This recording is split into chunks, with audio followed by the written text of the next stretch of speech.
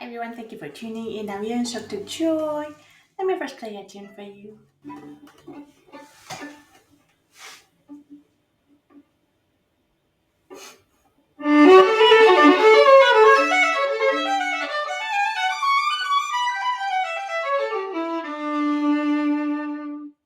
This was a little excerpt of Schradieck, number 12, the exercises in the fourth position. Thank you very much for tuning in. Thank you very much for your continued support. I really appreciate. So this is an answer to a subscriber was wondering about this particular exercise when it comes to fourth position and higher positions. And I thought this was a great topic for many of us because the fourth position and fifth position is the one when the left hand position changes dramatically because all of a sudden the violin was skinny and then all of a sudden gets very fat. And this around the neck joint is where our left hand position becomes quite difficult. This violinist was wondering how one could develop very articulated left fingers and whether it's extending fingers or just squeezing it together, as we know the distance between fingers gets smaller as you go a higher position. A good news is it is possible. There are many valleys like Perman, Zuckerman, they have this huge hand and they just fold their fingers. So it is possible to play very small distance between fingers, whether it's folding your fingers or squeezing it or any other way. But one has to develop certain left hand frame. So let's start just basic understanding what the distance changes are. In the first position, the whole step is about this far. But in the fourth position, this is it. So this is a significantly smaller in the fourth position compared to the first position. So that means when we build or when we place our left hand, we're used to we used to place our hand with a little more spacing between fingers. But when you go fourth position, just close your hand up a bit. Not completely, but just a little. That's the first step. Second, it's position 5 when we start turning our hand completely because that's where, so it's first position, second, third, and position 5 is when the thumb goes a little under and left hand goes around. However, already from a fourth position, our hands start turning a little direction of the fifth position. So feel free to allow the hand to turn a bit. It is okay to keep the thumb still curved, but be ready to go around and having ultimately placing a little wider finger pad that will come in the next position. But just be ready just to turn a bit this way. Then another one.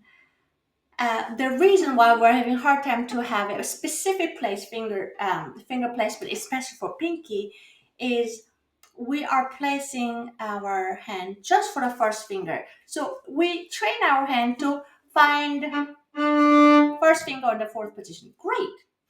But even if the first finger is in tune, but if the rest of the fingers are out of the way, it's going to be very difficult to reach all fingers. So we have to place the left and turned enough so that all 4 fingers, including the pinky, is hovering over whatever the active string, right? And you think, oh, but my left is quite a bit twisted, quite a bit turned.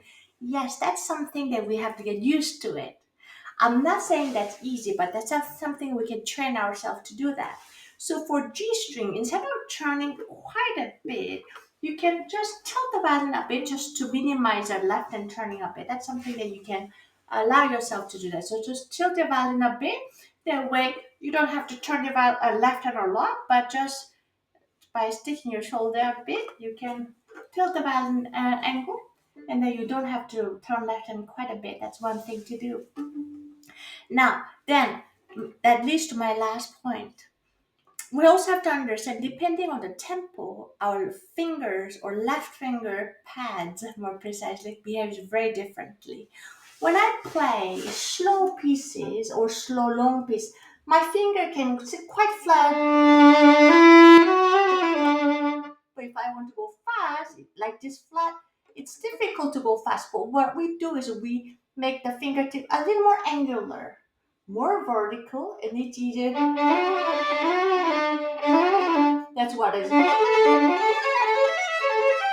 When we play fast, of course, I didn't play this fast, but do you see the fingertip is quite vertical?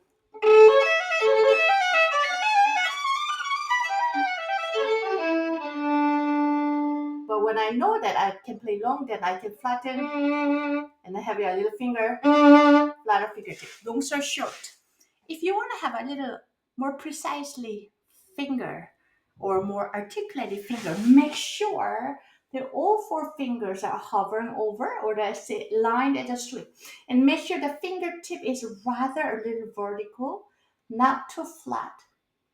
So you are making the fingertip sitting a little more at the edge instead of the finger pad. That is only because it will allow you to have keep fingers very light, and hence you should be able to move faster and then have a better control simply because it's lighter and easier to move around. Of course, there's a little more to be said, but that's a general guidance. When it comes to this particular practicing piece, even though I played long slur, it would be a great idea if you just start with a 4-note slur.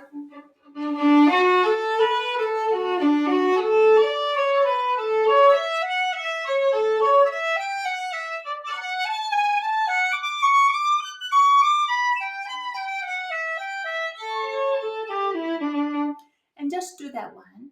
And especially in the second half, we have a little extended fourth finger. I'll get into that one very soon. But then great practicing would be dotted rhythm, but dotted rhythm of 4. Here, there's only one long note, and then the rest you have to play as fast as you can, allowing the finger to release the finger pressure and then the weight, and then allow the next 4 following notes to be very fast.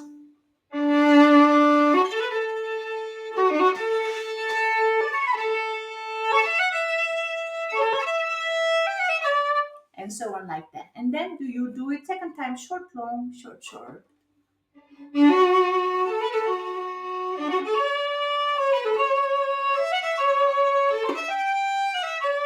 And so on. Then the third one.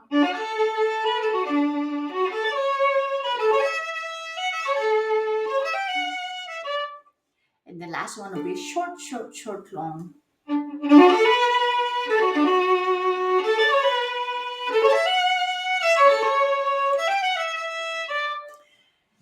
Then now moving on to the extension of the fourth finger.